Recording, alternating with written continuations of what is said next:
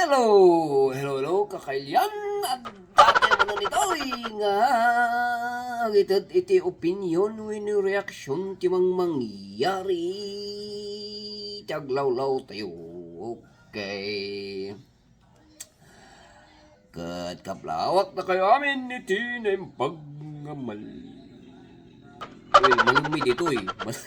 Malumid ito 4:30 iti ay malum mga kamudita. Kamudita no, agsapa dita no, rabi from here, North America, Pacific, Northwest. Alright, good. Dati kwat ito eh. Dati may baga. Siguro no, malpas iti termino ni President Bongbong Marcos na nalibot na siguro amin nga sulit ti lubong iya. Muti kas langar aramidon nan.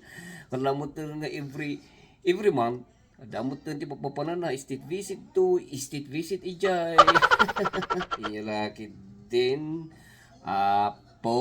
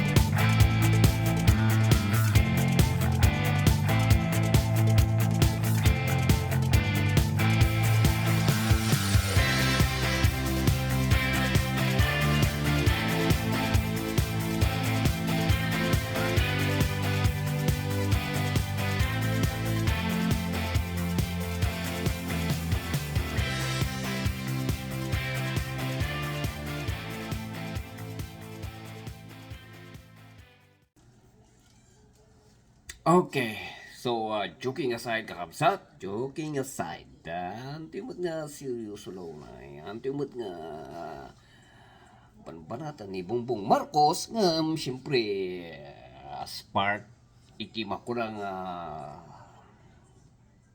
gobyerno ti Pilipinas, although nga anak ka na ta Pilipinas, siyempre karateo, nunya ti makikita tayo nga han nga rumbeng dapat kat at least kat i-voice out tayo mat nya ang ajay wala tawon support data may data nga ramidin yes hooray ajay nya talo puro wun amin oray numadi ti mang mangyari wun amin awan ti mangyari ti gobyerno tayo no tayo makitaan iti mang mangyari. Okay. Alright, okay, joking aside, kakabsat ko naman kat. Actually, awan iti pagmadyan na iti panag-state visit ni President Bongbong Marcos. Ta siyempre, isumot iti kasla nga may nga party nga aramidan iti may nga presidente niya. Siyempre, iti may sa dito nga ikat iti panang invite na iti tourism panang invite na iti investors nga pan ag-invest dita Pilipinas dagiti turista mapandag pasyar dita manayunan ti income mang-create iti trabaho sumayat iti ekonomiya ti Pilipinas kasyamot ti turong na kasyamot iti kwan iti state visit awan ti may bagata di ay kan siyempre siguro ti may sakat amutay-umot nga iti Marcos families particular ti Marcos family ket nagado iti batikos kaliwat kanan nga batikos karkarkaro iti nagtareso nga presidente nga nagado ti nagprotesta nga dakait isuna gapok iti martial law nagado ti tinakaw da bla bla bla nagado ti negative nga ibat bato da kanya na oray iti sabaling nation ket isu ti amoda so siguro isumot iti maysa nga apan na sabalyan iti dagiti kapanunutan dagiti tattao nga da iti sabaling nasyon inya. So siguro ti may samot nga rason no apay nga apan ag state visit tapno kastakat malinisan iti nagan iti Marcos. Ngam no duma kat syempre siguro dapat kumamot nga mabalik may siguro nga ikuha mo i-timing na kuma inya i-timing na iti panagruar na karano tata iso na ti nag-volunteer ga iso na iti secretary iti Department of Agriculture. Katatakat nagado iti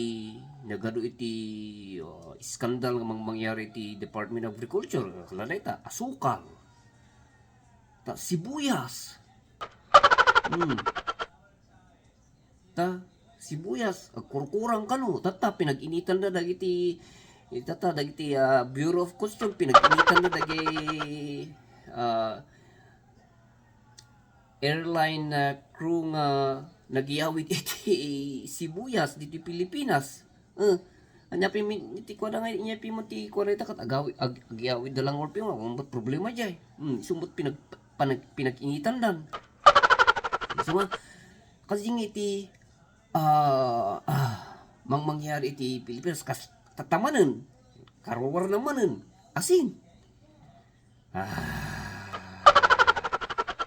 asin nga talaga importante sibuyas ure ang neta sibuyas anak mo na sibuyas amot nga importante data sibuyas nga siyempre ano ko natin nga importante iti sibuyas kada iti daddu mga tao importante iti sibuyas kada iti daddu haan ta siyempre nagadumot iti mabalin mo nga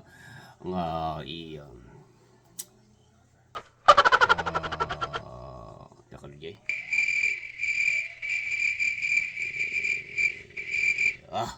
nagrigat iti mabalin mo nga i-replace iti onions dawon ti onions dawon ti sibuyas kat mabalin mo nga bawang right bawang ngam siyempre piman iti kuha na gamin piman ita kat talagang maapiktaran kat dagiti farmers inya iso nga as sa Department of Agriculture Secretary nga ni President Bongbong Marcos dahito iti dapat na nga kitaan niya iti mangyari iti kuha tanto nga mabaling agpaisong usto kunada nga wrong timing iti panag-import iti sibuyas yan wrong timing piman ngagpaiso dapat idi pa lang kuma nga deta agmulmula na pa lang di babasit pa laeng ije da kuman nga nag-import iti sibuyas ta siyempre tataan nga ni dan agapit sa kanto ag-import ti sibuyas inya ti mangyari kanya umay ti imported sa tumot nga agapit da siyempre malugi da piman tibukbok nya ti bumak nang dita nya ti bumak nang dita dagi trader baraten da isuda imbis nga 100 kumati presyo na kat agbalin nga 5 pesos lang gatangan min eta 5 pesos numadiyo kat di bali ta mabulok ta sibuyas yo di mabalin na apilitan ang ilako da iso nga dapat jeti kitaon ni President Bongbong Marcos jay partimot iti dagiti farmers agpaiso ya kunada ako mot iti problema nga agpaiso iti panag-import ta kapartimot iti economy nga ag-importer na kurang siyempre ti kaasimot piman dagiti farmers ya kunada mot piman nga dagiti farmers apiman iti kaasi dagiti farmers iso nga dapat talaga nga padamag nga ako mo nung 5 nga tattao nga gaputan na lugi da iti sibuyas ket nagpakamatay da ako mo nagpaisuday nga sumutin bagada gaputa siyempre piman nagasamay ti gastong piman nga nagmulmula ka iti sibuyas apan mo lang ilakon naluwi ka nagdakkel pa ti utang mo nagbasit iti nalakwam awan api man inya api man ti mangyari jay nailumlumkan iti utang. So nga dapat kadya ti kitaan mo't ni Bongbong Marcos inya no talaga nga nag-volunteer iso na nga Department of Agriculture Secretary dapat kadya ito tikitan na. Dapat dahito tikitan na ada nga agpeso dagiti babaen na dagiti representative na nga mangkitkita ti mangyari ngam siyempre sabali lang nga talaga nga isuna nga or iti secretary amumot nga mabalin nga amot nga kanan nga agrilay kalauna ni kadagiti tauhan mo tanulad duma dagiti tauhan mo ket among no agpaiso ti bagbagada dapat isuna nga mismo ti mangkita. Kumbaga ket last nga option nga talaga ti panag-import. No, dapat lang iti remedyo na ket ag-import nga talaga.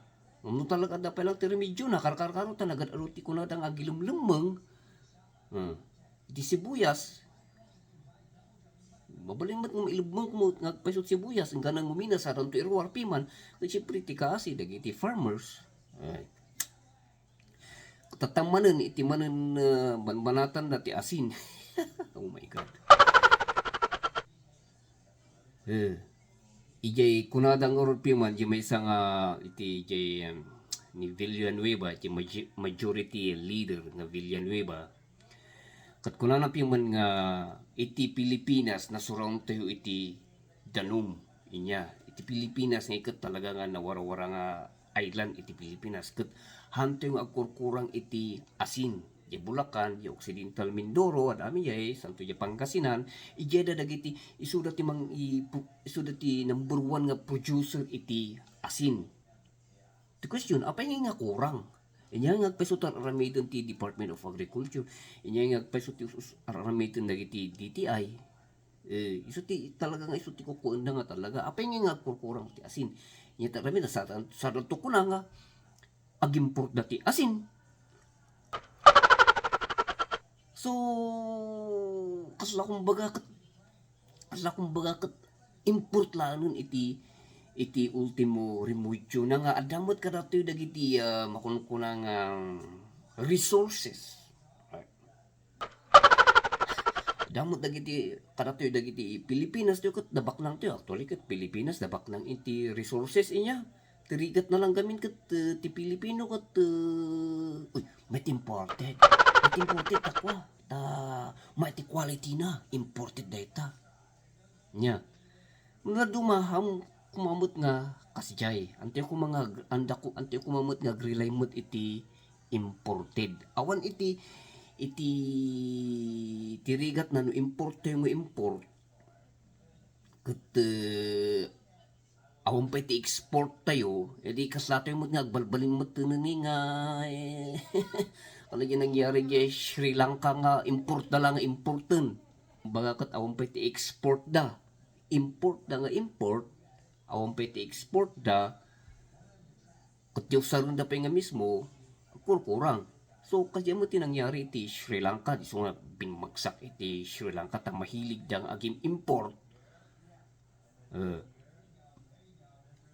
So nga dapat kat dito iti kuan mo kuman ni President Bongbong Marcos. Awan iti problema iti pasyar na ngam dapat kumakat i-balance na. I-balance na. Ta siyempre idi nagtugaw nga may nagtugaw isuna volunteer isuna nga isuna ti Secretary ti Agriculture ket talaga nga nagadu ti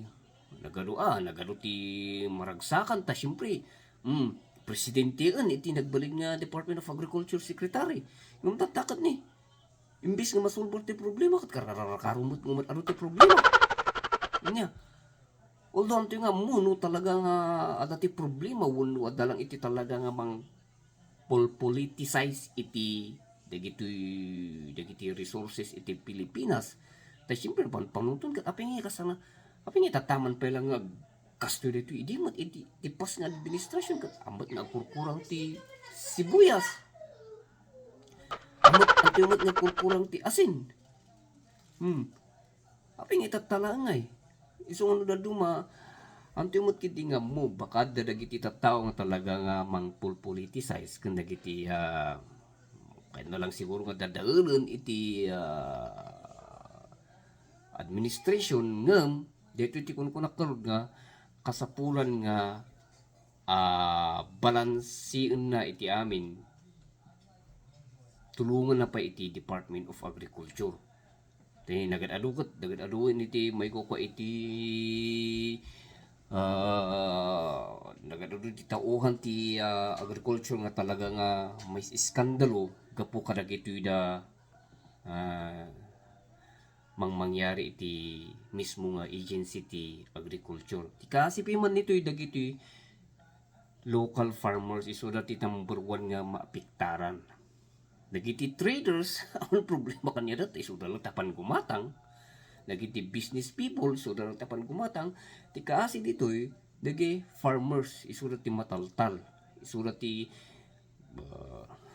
kakaasip man nga mapanagtaltalon. Nga usaron dan jay manutawon na nga baka da. Lakayin jay baka da, kat ni iso palang pimatus usaron da. Nulang makamula na iti sibuyas tata after panagaani nalugi damat gayam. So nga dapat kumakot dahito iti kitan na kumadenggen na iti dagiti ririn dagiti farmers takaasi damot piman isu damot piman iti number 1 nga kaasi. Yon kun natin ngoro no awan ti farmers awan iti kanon iti tao. Right? Correct ka dyan. Kumbaga kat iti farmers, isuda iti number 1, isuda ti key. Tapno mabiyag iti Pilipino. Kasamot lang iti OFW Nawan mo da iti remittance da. Mabiyag mo iti ekonomiya ti Pilipinas. Mabiyag mo iti ekonomiya ti Pilipinas. Awan. Kasi parehas na mo lang. OFW, some to farmers, dagiti dati number 1 nga may kan iti atensyon. Dahil suda ti talaga nga kumbaga kat isuda ti mangtutengel, may nga mangtutengel iti ekonomiya iti Pilipinas. Ayan. Yan ano man noon ti farmers, apay dati kanon dagiti babaknang. Ayan. Pero ti farmers nga muna iti pagay adati kanan na kita babak na nga nagitala awan.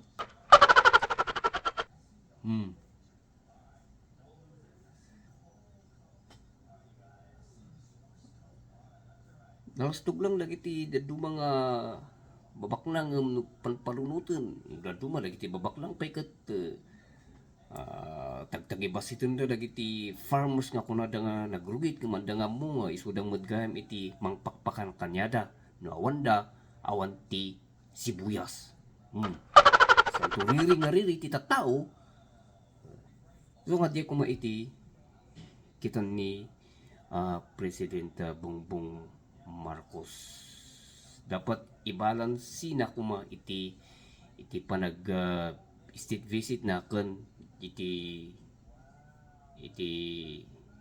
kapakanan dagiti farmers nya toreng agpeso no nagado iti napakagpeso nag-state visit ka binisita mo nga nasyon naka-invite kan tinagado investors umay datoy yamat lang ay piman kakasimot piman dagiti farmers kakasimot piman dagiti daddu mga tattao nga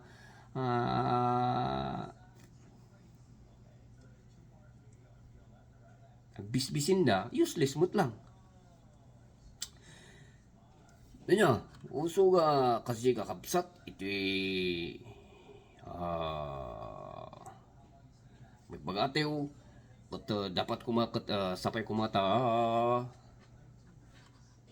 agkuti ni President Bongbong Marcos. Hantay lang dipindar iti import. Narigat mo't lang ti kanan nga import. Sayang lang, kasimot lang nagiti dagiti farmers tayo no import tayo nga import nya. Mga kat Pilipinas iso ti number one nga agricultural may number one ti Pilipinas kat may isang agricultural country ti Pilipinas kat dapat kat dati kuma iti number one nga ag-export ang nga dati ti dapat ang nga dati ti ag-export dapat I mean dati ti dapat nga ag-export ang nga dapat nga dati ti ag-import dati Pilipinas ti kunakol tatay may isa nga agricultural country nabaknang ti resources damod dagiti buhaya gamin nga dapat nga may kat ita gobyerno malinisan tapno sumayat mo itibiyag dagiti farmers. Alright, garon kakabsat sa atin tumanan nakikita kundi jay iti reaction tayo kat sapay kumata tulungan tayo dagiti kakailyan tayo nga farmers. Tagalog na magsasaka, inya iti Ilocano na magdadapan. Babayo!